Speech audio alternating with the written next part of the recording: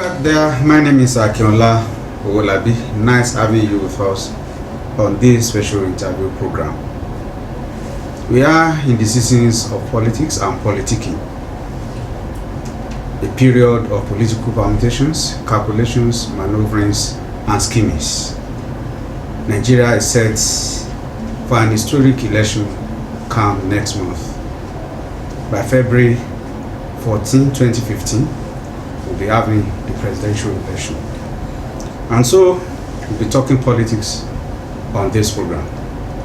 Our guest on the program is a professor of law, a senior advocate of Nigeria, a member of International Bar and British Institute of International and Comparative Law, ex-Attorney General and Commissioner for Justice in Lagos State, precisely between 1999 and 2007. A senior pastor of the Redeemed Christian Church of God, RCCG, running mate of General Muhammadu Buhari, presidential candidate of the APC in this year's election. Yemi Osinbajo, sir, you're welcome on the program. Thank you. Nice having you with us. Thank you very much. I'm glad to be here. Let's take off this way. You are a professor, a pastor, a politician of the progressive camp, PPP running through. How do you balance that between the lecture room, the pastoral pulpit, the political rostrum? How do you balance the equation? It's all one and the same. There's no difference. Everything that we do must be done with the same motivation, the same spirit. It's the same thing. I mean, whether one is a professor or a politician or a pastor, everything must be done as unto God, with integrity, with honesty, with faithfulness, with a commitment to serving other people. So we're talking about one and the same thing. Okay, a clergyman is often seen as a beacon of hope when you talk about morality. And you have a governor, a serving governor in Nigeria presently, one of the states in Nigeria presently, who said there is no morality in politics. You are a pastor, you are a politician. Pastor-politician who want to say, how do you see morality in politics? You know, first, the governor, whoever he is, I didn't hear him say so, but whoever he is speaks for himself alone. He certainly doesn't speak for me or for others who believe that politics is about morality, because the primary morality is serving people with faithfulness, with serving people, you know, who have entrusted their lives and livelihoods to you with faithfulness. I think it must be one of the worst possible statements to make, that the business of governing the lives and livelihoods of other people and determining to a large extent the future of millions should be without morality. That's a very terrible statement to make. I think that it must be with morality. Politics must have a moral content to it.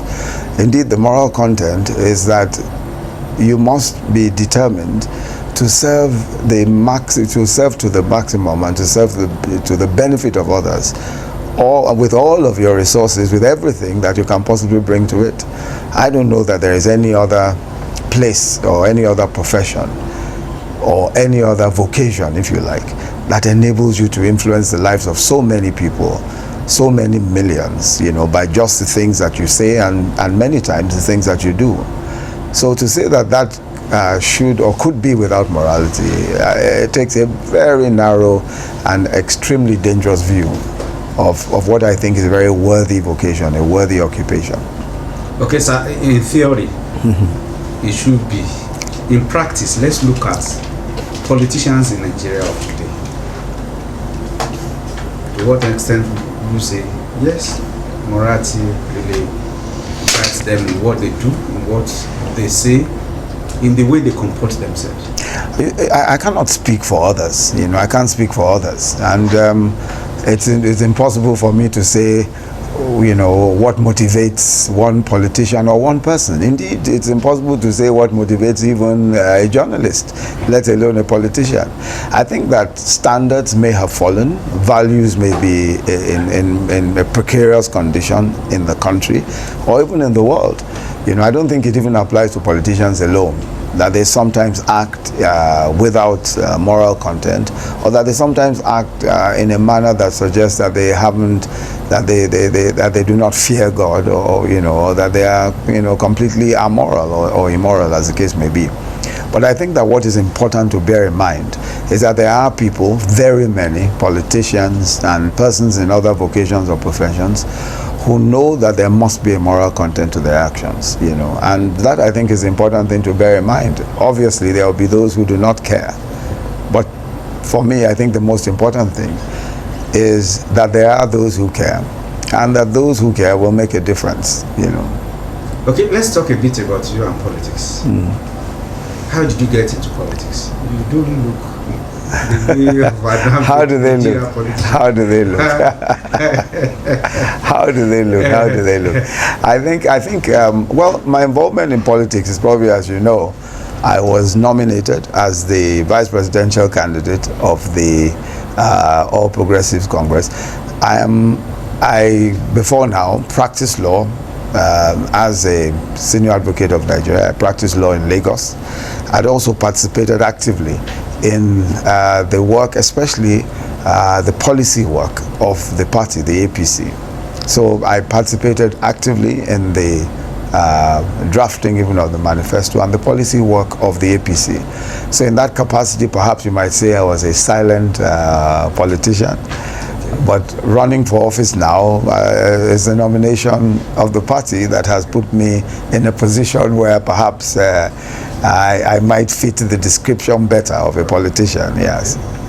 Okay. Your emergence as the running mate of the candidate of your party. Yes. In this year's election. Yes, initially not so many people were looking towards your angle. Names were being mentioned along the line, maybe yours too, but people were expecting, will it be this, will it be that, and like you said, you were silent party man. Yes. And maybe in that silence, maybe there were some schemes, calculations, permutations that were also going on. At any point in time, did you also, yes, as a politician, let me scheme and see if these things will come my way? If you didn't, when it was coming, how did you feel about it? Was this a surprise to you?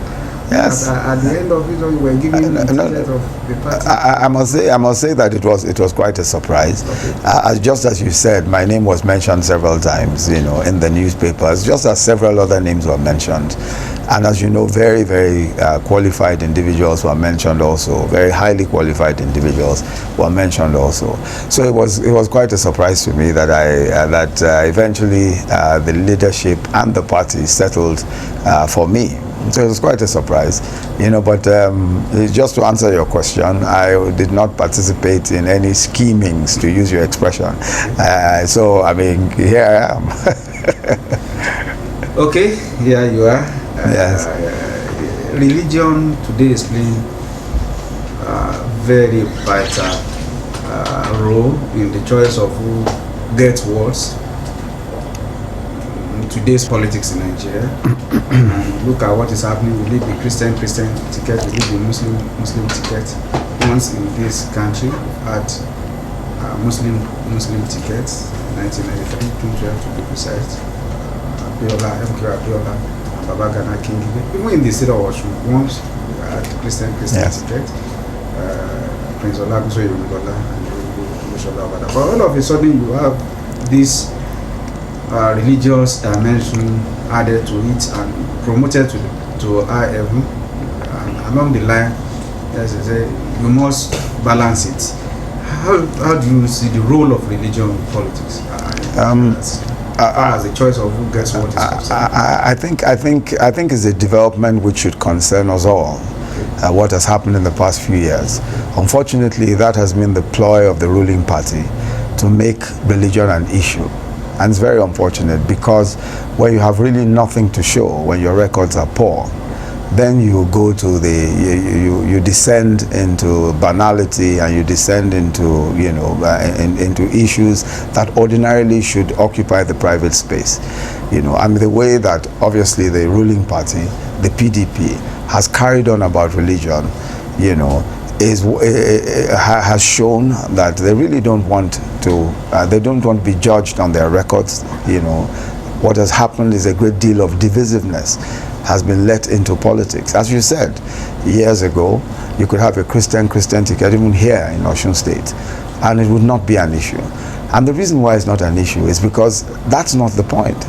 You know, the most important thing is that governance is driven by values. Governance is driven by concern for the majority of people, for the people that we serve. You know, and there are very good Muslims and very good Christians who will do an excellent job, and there are those who don't even believe in God, who may do an excellent job of governance. The important thing is that, do they share the values that make countries great? Do they share the values that help people, that help societies to progress? A lot of those values are timeless values. Many of them are timeless values, you know, and those values, the values of hard work, the values of integrity, the values of serving others, you know, the values of frugality, so many values that if you look at all the countries of the world, you know, many countries of the world, there are countries of the world where, look at Japan. Japan is a country where people, you know, where, of course, you know, this is a very highly developed, highly civilized country. The values that have made that country great are the same values that have made Dubai great. They're the same values that have made the United States great and the United Kingdom great. Many of those values are timeless. They're timeless values. Many of them come from Scripture. Many of those values come from Scripture, and they're timeless values. Yet we know that you don't need to be a priest, and you don't need to be a sheikh, you don't need to be a malam or any religious or imam, in order to be able to apply those values consistently, in order to for your country to do well, for your country to develop. But you see that it's possible for you to say, unless you have a Muslim or a Christian, unless you have a Christian and a Christian, you know, and all of those combinations, a country cannot make progress. But that's not true. Objectively, we know that it is values that promote a society. As I said, those values are scriptural, but those who apply them, who have applied them through the ages, you know, are people who don't necessarily ascribe it to a particular faith or religion. So I think, you know, it's lack of, in my view, it's the absence of real issues, it's the absence of performance that has led us to the point where religion has become the issue. Ethnicity has also become an issue. It's not just religion, it's ethnicity as well. It's very, very unfortunate. Okay, quite unfortunate. Mm-hmm. You are a pastor, not just a pastor. Yes. The senior pastor of that matter, the RCCG. And that consideration was also there, you know, in your nomination as the running mate of the presidential candidate of your party. The question, to what extent is the church, RCCG in particular, and the Christendom in general, involved in what you are doing now? To what extent are you involved then? Well, I have no way of directly involving. As you know, I'm vice presidential candidate for the APC, which means that the nation, all faiths are my constituency. So I reach out to everyone. I'm here, hosted by a governor who, as you know, is a Muslim. I have been around Osun State speaking to all classes and all faiths, everyone, you know, and that is the way that it must be. You know, that's the way that it must be. I bring into politics, as you said, I'm a pastor, I'm a born-again Christian. I bring into it the values as taught by the Lord Jesus Christ, which, as I said, are timeless values, important values. And one of the most important of those values is love. The other is justice. So I cannot occupy office and say that I'll be fair to Christians alone, because one of the primary foundations of my faith is justice. So I must treat all men alike. I must treat them with justice, whether they are Muslims or Christians or whether they profess no faith at all. So I come into this knowing fully that my role as a Christian and as a pastor is to reach out to those who need assistance, those who need help. And in our country with 110 million poor people, and poverty does not know religion, it does not know ethnicity, it knows no tribe, it knows no color. And these are some people in our society who form the majority. So the policies of my party, which I will implement, supporting General Buhari, who will be president by God's grace in May of 2015. Those policies are policies that must touch the life of everyone, regardless of faith, regardless of tribe or ethnicity. Okay. Yes. I had asked that question against about grants sometimes ago, precisely in 2011, when yes. the presidential candidate then went to your GO, Pastor Adejare Adeboye, seeking his blessings, and thus this new year, yes, your team was also at the New Year service with him and his family. People are saying, yes, maybe along the line you have these pastoral blessings that often come from the anointed man of God. Oh, God. Has that come for your team? No, you said there was a presidential candidate who went for blessings in 2011. Do you happen to know his name, this presidential let me say that Pastor Adeboye, as you know, is a man of God of great credibility and reputation. He also happens to be my own father, my spiritual father. And his policy is complete openness. Everyone comes to the camp, as you know, and if the president chooses to visit, as governors do, as ministers do, he will welcome them and pray for them if they ask for prayers. So I think in the specific case that you refer to, that's exactly what happened. A president showed up. Presidents have showed up in the past, by the way. General Obasanjo was there when he was president, was there thrice or so when he was there. So the president to which you refer, or which I suspect that you refer to, was also there in much the same way. And I think that President Jonathan, I believe that Pastor Adeboye prayed for him in much the same way and in the same general spirit. Okay. At the Thanksgiving service, that was the Lagos State Thanksgiving service, by the way. That was not in camp. General Buhari was also there, and of course, as you know, Pastor Adeboye's wife and I were there as well. Yes, and my wife was also there. Now, there have been series of prophecies. Yes. Coming from men of God. It will be this person, it will not be that person. You will have to attract criticism coming from another angle. When you look at all these prophecies and predictions, to what extent do you say yes? They will help out in determining who gets what in this year's election. To what extent are they biblical? Well, I don't know. I mean, I think we're all entitled to our own prophecies or predictions as we, and people predict anything. People predict the outcome of football matches and predict the outcome of any contest, So I generally speaking, will not pay much attention to prophecies and predictions. I don't pay much attention to them. We're out there working on the field with a manifesto that promises to deliver the maximum benefit to Nigerians. We're out there saying that there is need for a change, and that this country today, the way that this country is going today, it cannot take 4 more years of this kind of governance. And we're saying that this is the opportunity to turn around this nation. And we're saying that come February 2014, that is what will happen by the grace of God. Okay. So as for predictions and prophecies, I don't know much about that. We'll be coming to this aspect of change. Yes. In the course of this program. Sure. Because wherever you have APC and our members these days. Yes. Change. Yes. I will come to that. I want to see what the changes will be. Okay. Before then, yes, when you came up as running mate of General Muhammad Buhari, there was so many things that people were saying.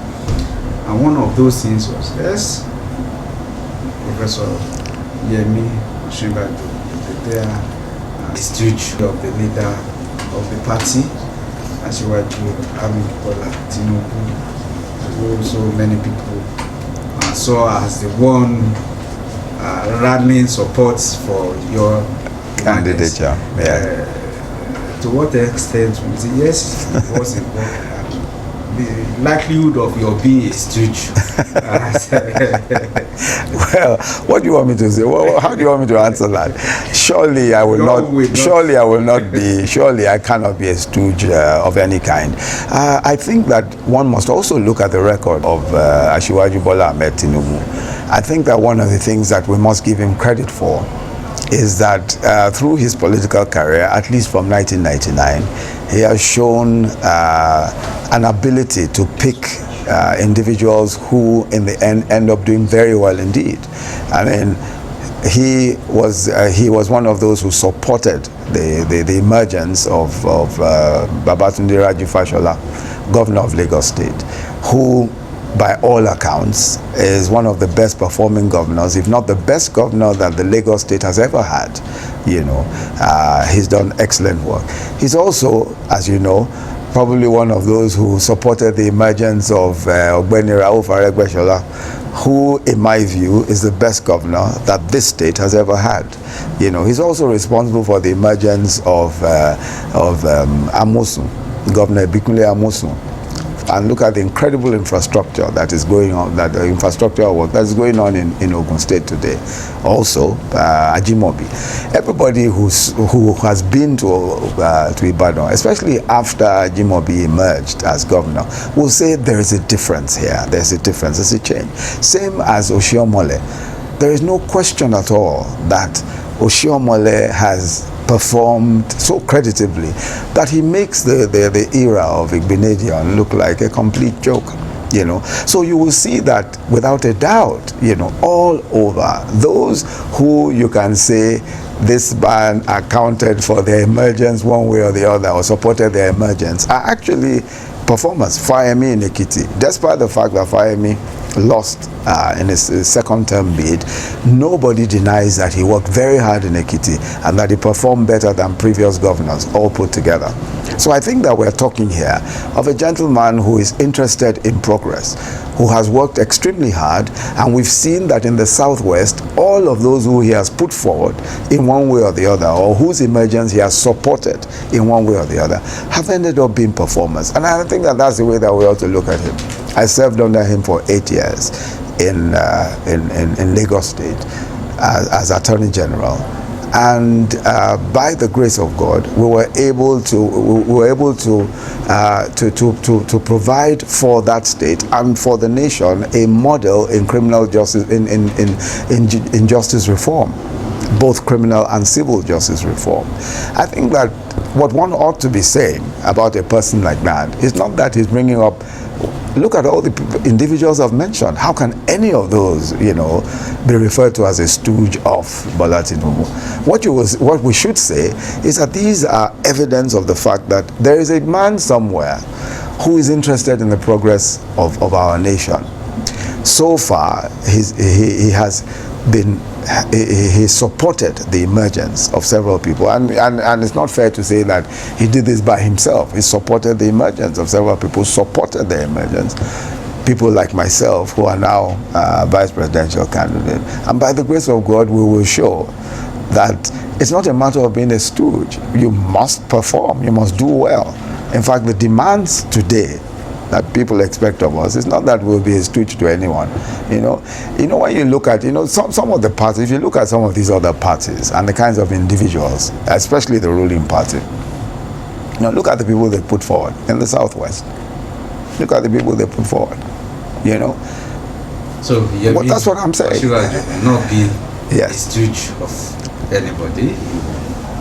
It's impossible. The reason why I've gone through all this trouble is because I want to show you that even objectively, it's impossible to even begin to think like that. Okay. Yes. Okay. Now let's look at the party. Yes. The policies of the party and the issues that are likely to be at play. Yes. As far as this year's elections is concerned. Let's start from this slogan: change. Yes. You have the other party also talking about transformation agenda. Let's leave that. APC is change. Yes. And people are saying, will it just be change for the sake of change? What kind of change are we talking about here? What kind of change? Let me begin by saying that you know and I know that if any transformation has taken place at all, it is a downward transformation. What has happened to this country in the past 5 years or so is that this country has hit rock bottom in several different respects.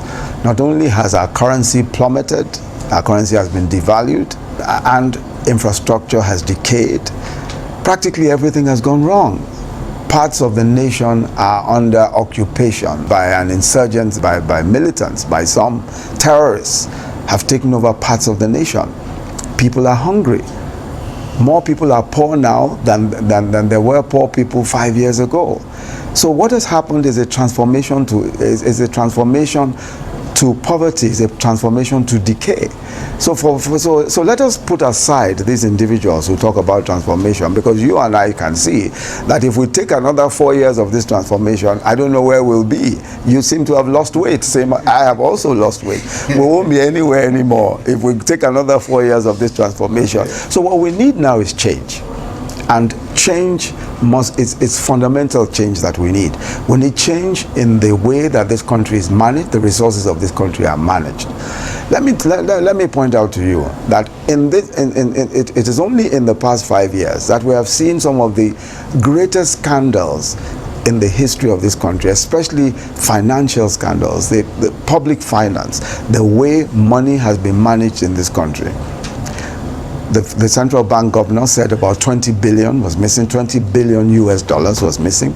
We know of the 7 billion kerosene subsidy scam. These are huge amounts of money. We know that every day 400 barrels of oil is stolen every single day in this country. By the way, Ghana, which boasts of oil resources today, is still not doing 250,000 barrels of oil every day. We are experiencing the theft of 400,000 barrels of oil. How can anyone say that you will steal 400,000 barrels of oil from a country and the government is powerless to stop that stealing? How does that make any sense? Does that make any sense to you? So we need a change from that way of managing the resources of the country. We need a change from that corruption. We need a change from the mismanagement of resources. That's the first kind of change we need. We need a change from this insecurity that we're experiencing at the moment. We have to have a commander-in-chief who is leading from the front. We need to have an army that is properly equipped. We're told that over the past 3 years or so, 4 trillion has been spent on defense, and yet the troops are complaining that they don't have rounds of ammunition, that they don't have simple equipment, that insurgents, that terrorists are better armed than themselves. So we need a change from that. We need a change from the unemployment situation that we have at the moment. 80% of people who come out of school, young people who come out of school, are unemployed. Over 40% of those who are not graduates are unemployed. And those are official figures. These are figures by the government themselves. So when you look at that, we definitely need a change. We need a change from that kind of level of employment or levels of employment. We need a change from that. We need a change from the levels of poverty we're experiencing at the moment. 110 million poor people. We definitely need a change.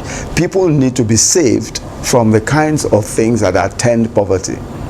Our healthcare system, we need a change from the situation that we find ourselves. Education, we need a change from where we find ourselves in.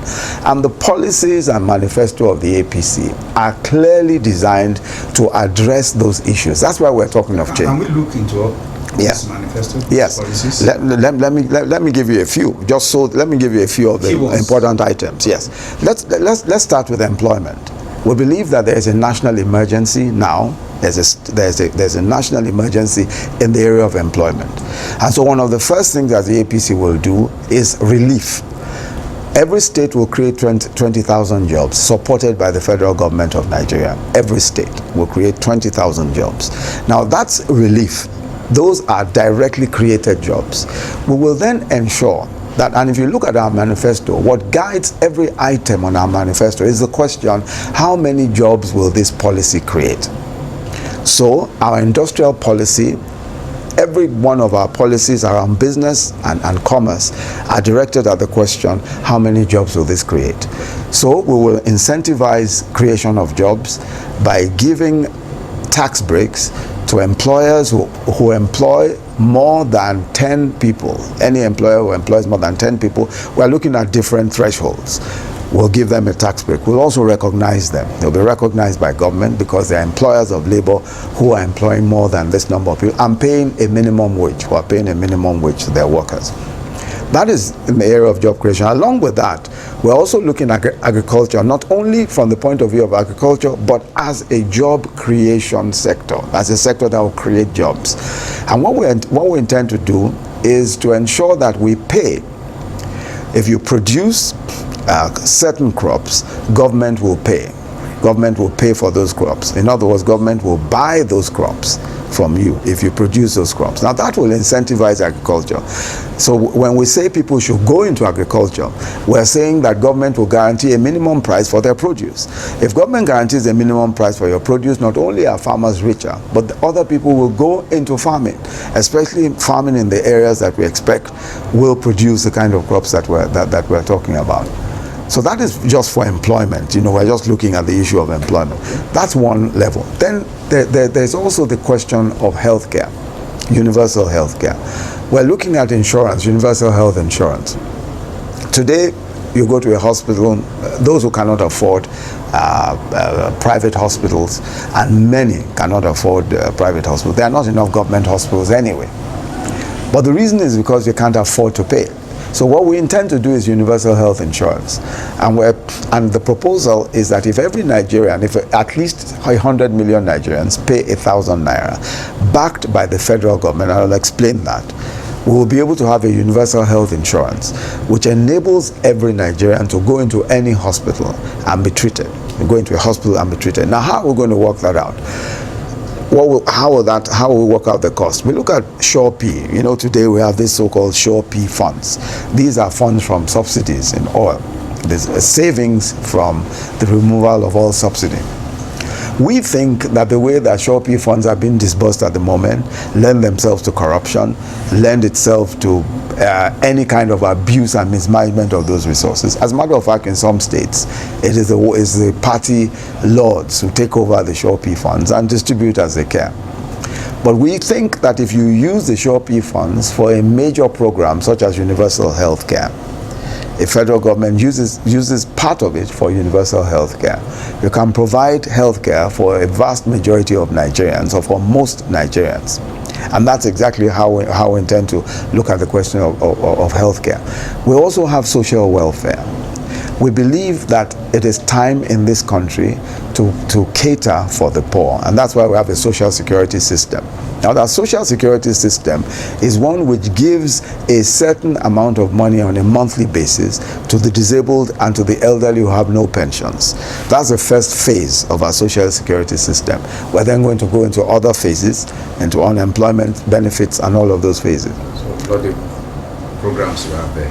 Several. And so you understand now when we say change. I mean, change is a fundamental change. This country will be unrecognizable when this change comes. It will be unrecognizable. That's why we're talking about change. Okay. So we want us to look at one other area. Yes. Security. Yeah. The land. Yes. When you talk about election, security is paramount. Absolutely. And when you have people who are afraid for their lives and you ask them to go out and vote, it's like asking them to do the unthinkable. Yes. Parts of the country now have trouble. Yes. Yobe, Adamawa, so many states, but three key ones. People are afraid that elections may not hold in these states, you have the government say, no, bring more troops. Elections must hold in their states. Yes. How do you see security playing out in this year's election? Personally, I believe that the federal government is not doing enough to secure those states. Those states also happen to be states that have been proved to be the strongholds of the APC. Okay. They were strongholds of the CPC before the merger. They are now strongholds of the APC. And we believe that the government is simply not doing enough to secure those states for the elections. It is the duty of government to protect lives and property. Government cannot say that we cannot secure those places for elections or for livelihood. They are the ones who have criticized everybody and pointed accusing fingers at everyone for those places. They declared states of emergency. The business of government is to secure lives and property, to enable normal life to go on.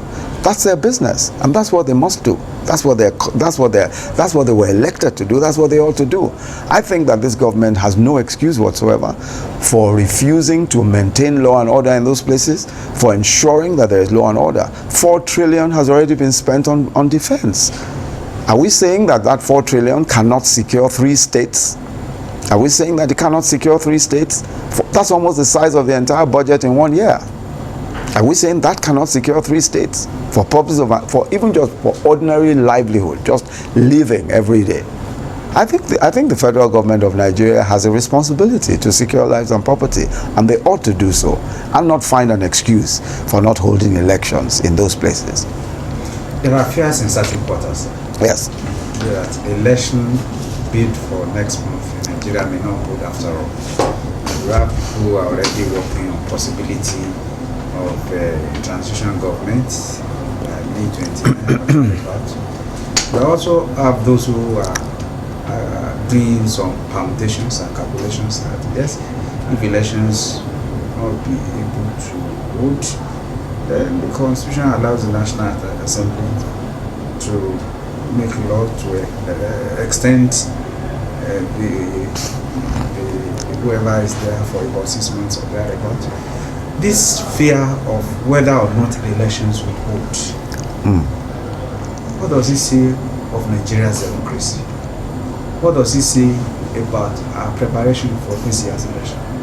What does it say of the political class and leaders who are still alive, those who have led this country in the past and who are still alive, and we are drifting the way things are? If we can think of possibility of not having this election holding at all, what does it say of us? I think that it is the responsibility of the federal government of Nigeria, led by President Jonathan, to ensure that elections are held. It is the responsibility of the executive to ensure that elections are held. INEC is an agency under the federal government of Nigeria, funded from federal funds, funded from funds that belong to this nation. The president has a duty to ensure compliance with the Constitution. He has a duty to maintain law and order. He has a duty to prevent anything that will prevent the constitutional processes from working. Let us not talk about other politicians. Let's not talk about whoever else. It doesn't matter what anyone says or what anyone does not say.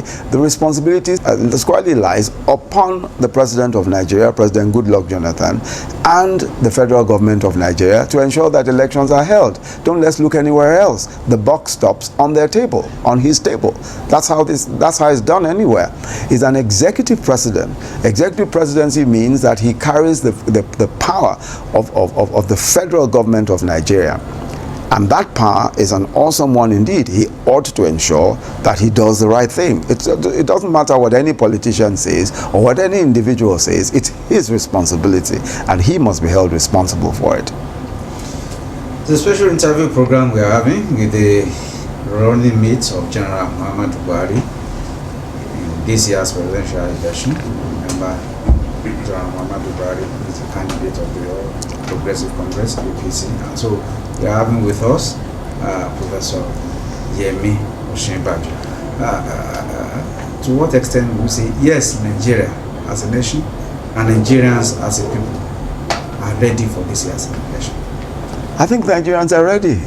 everywhere you go, people are waiting. People want a change. Everyone wants a change. The majority of Nigerians cannot endure their current circumstances for another 4 years. Everyone wants a change. I think there's readiness.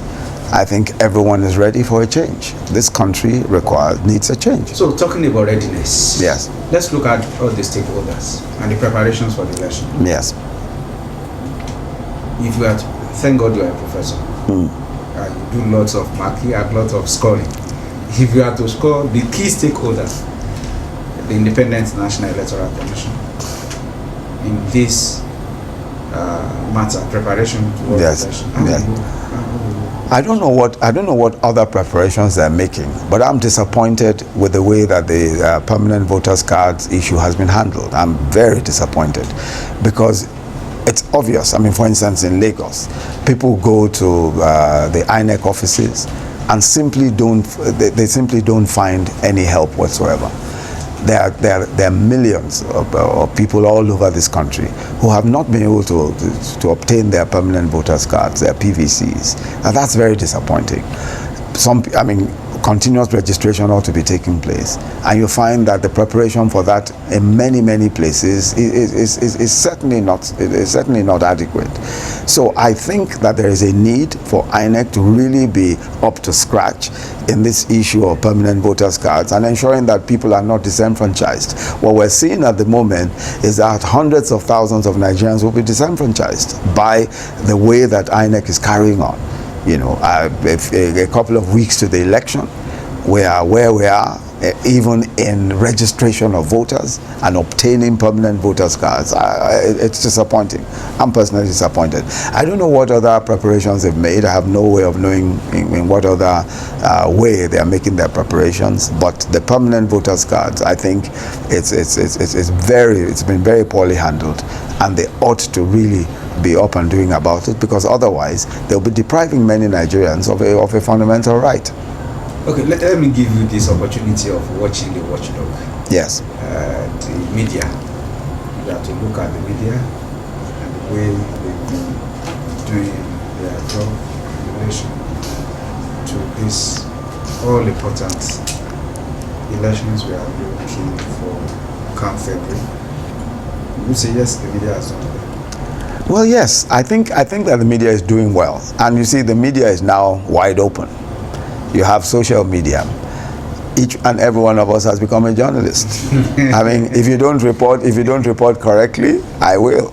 You know, if you say only 3 people showed up at a rally, I will upload a picture, put it out there, and everyone will see that hundreds of thousands of people came. You know, I think that we're in a situation now where the media is wide open, and look at the number of private television stations that there are. So even government-run stations, if they choose to report in a way that favors the government or whatever it is, there will be independent media. So I think that things are looking very good. I'm very happy with what I see. Of course, there are also excesses, you know, as you know, people saying all sorts of things, social media, all manner of things going on, you know, even in some print media sometimes, all sorts of things are said, many outrageous statements and all of that. But I think it's a vibrant atmosphere out there, and I'm quite pleased, yes. Let's look at the process of raising funds for campaigns. Yes.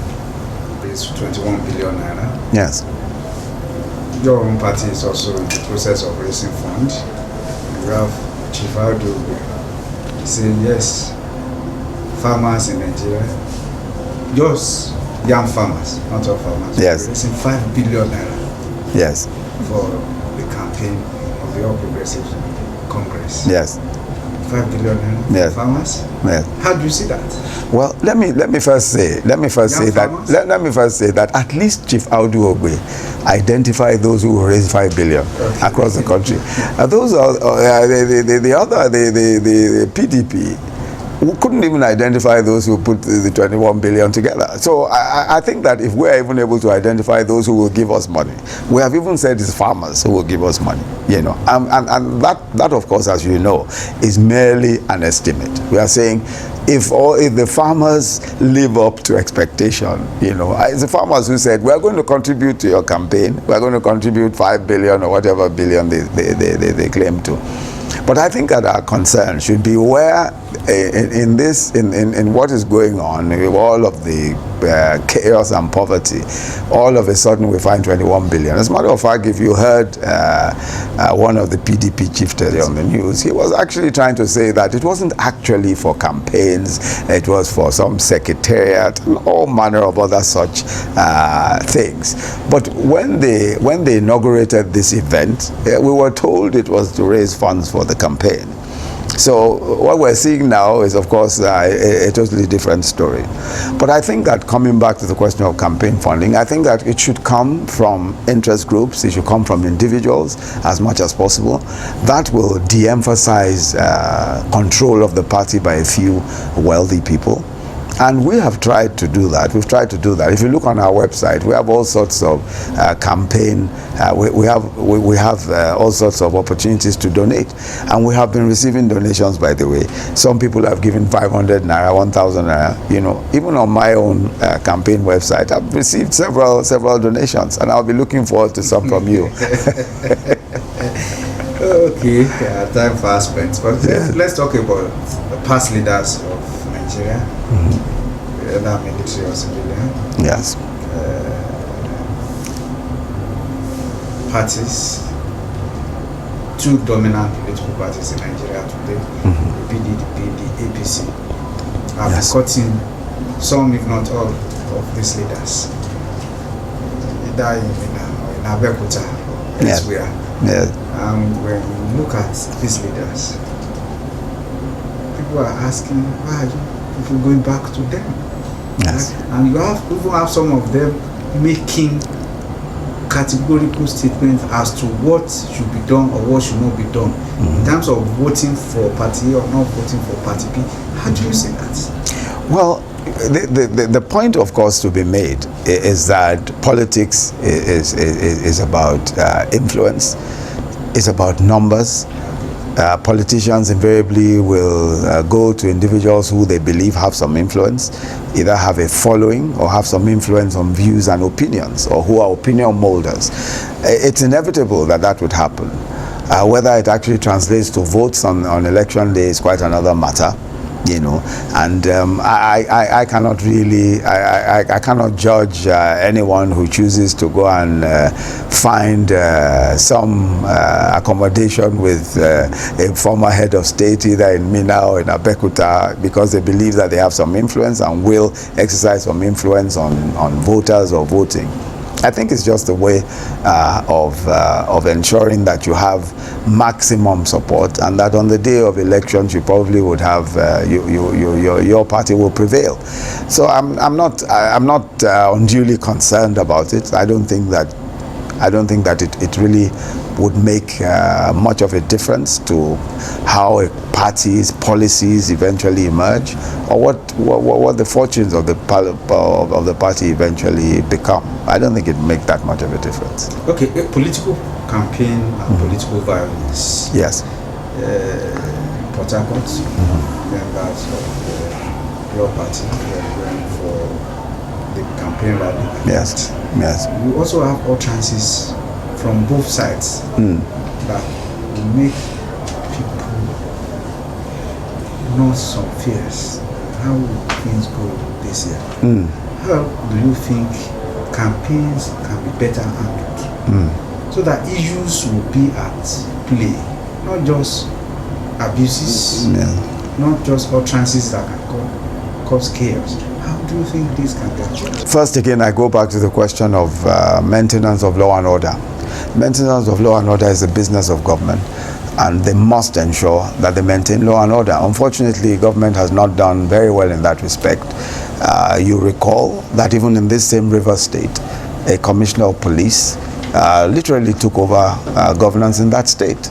And you recall also that the Speaker of the House of Assembly was deprived of his security details because he moved over to the APC. I think that the politicization of the maintenance of law and order is what should concern us. The politicization of maintenance of law and order. You were witnesses in this state to the way that the military and all manner of forces were brought to bear in the elections here. Hooded military people, hooded policemen were brought here to intimidate the people days to the election. I think the politicization of the maintenance of law and order and of the forces is what we should be concerned about. The government raided the offices of the APC. These are offices where the APC was collecting data. They raided the offices, arrested people, treated them badly. That kind of impunity is what we should be concerned about, that impunity. Because government, you know, they're supposed to maintain law and order, but you find that they deploy the resources that ought to be used for maintenance of law and order to intimidate the opposition. And that is a terrible thing indeed. That is what we should be concerned about. If you're in the position that Governor Amechi was in, or the position that the APC was in when our offices were raided in Lagos, or in the position that we find ourselves, or that we found ourselves in Osun State here, when the deployment of troops, I'm sure you were scared. Everyone was worried that what kind of thing. If you're in that position, what are you supposed to do? You have no defense. So what you do is that you speak up. What we lack is an even-handed government that ensures that security forces are not used for political ends. That's the problem. And I think that what we ought to hold the president and the government responsible for, and what we ought to hold them to, is that the forces, the security forces of Nigeria, are forces for the federation and for the people. They're not supposed to be used against the people or used against the opposition. You must maintain an even hand. You must maintain a level playing field. This is the point. I don't think that we should blame anyone for that. All the blame lies squarely at the feet of the federal government of Nigeria in the way that they politicize the use of security forces. Finally, sir. Yes. You are General Muhammadu Buhari's running mate. Yes, by the grace of God. How much do you know of him? Well, how do you see him? Yes. Okay. He has said he will be sending so many corrupt Nigerians so quickly if he wins. But chances like this, how do you see that helping out in? Well, I don't think that he used the words that you have used. I have not. The way a newspaper captioned it. Yes, but I don't believe that he used those words. But let us just say that we all know General Buhari by reputation. He's a man of integrity. He's a man who keeps to his word, and he's a man who we know that if and when by May 2015 he's sworn in, we will address the issue of corruption seriously. He said that he's not going to be looking behind him and trying to look behind him and look for people who have done some wrongdoing in the past and all that. What he said is that he intends that day, from the day that he's sworn in, to say to all that we will not tolerate corruption in this country. And that's very important, because if you, and I'm sure you know, that perhaps the chief problem of Nigeria, and one thing that has prevented development in Nigeria, is corruption. It's corruption. That's just it. We cannot move forward with the levels of corruption that we have. If 20 billion is missing, another 7 billion, we're talking US dollars, missing. How can you do, why would 110 million people not be poor? Why will healthcare not be in shambles? Why will education not suffer? There are just too many whys. So corruption is a major issue, and I believe that General Buhari, his approach and his whole stand on corruption is important for this country, very important for this country, and it's important for moving this country forward. So that's one. The other thing is that I think that General Buhari is a decent man, he's a good man. I like him, personally, I like him. He's a man who I think is forthright, is not a man full of guile or deceit. He says what he means, and you can, and it simply has no deception about him, and that's very important for a person who wants to rule a country with truth and with integrity. I think that he's a very simple person. I think he's a simple man, and I think that he's a man who will do well for this country. I think he will do well. I think he loves this nation. He's tried to run as president. He's run as president 3 times, you know, and when he was asked, why is it that you keep running, he said, look, this country is worth it. The future of my grandchildren, the future of your children is worth the pain and the humiliation of having lost 3 times. So I think that is a man for the season. He's a man for the time. There's not a man for every season, but there is a man for the time and for the season. And I think General Buhari is the man for the time. Okay. Yeah. General Buhari for the time. Yes. And we said there are so many whys. Yes. And maybe by February 14, yes, some of these whys will have been answered. I want to say thanks to our guest on this special interview program, Professor Yemi Osinbajo. Thank you. Running mate to General Muhammad Buhari of the APC in this year's presidential election. Thanks a great deal for being with us. We wish you well. Yes.